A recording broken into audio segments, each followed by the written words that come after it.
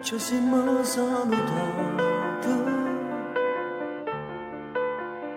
avevamo scritto fine,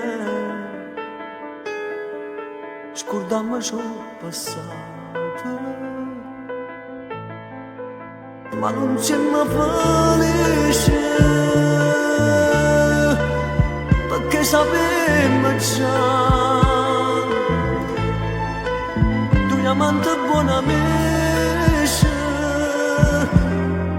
non possono mai restare,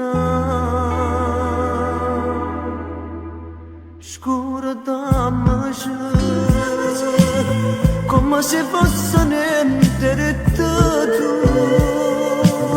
perdiamoci, addoor non ci potremmo incontrare più. Saçma ne bu etmedin dokor Stracciam bana questo romanzo di domanda d'amore Scordammoci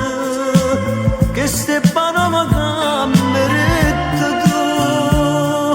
Ma c'era pensando che non ci potremmo più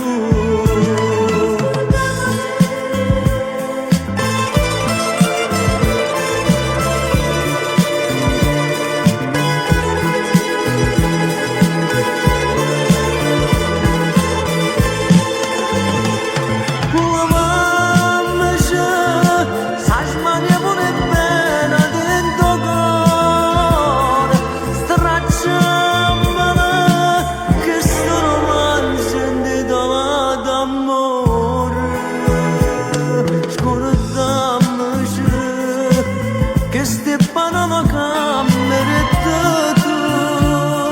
ma c'era pensando che non ci potevo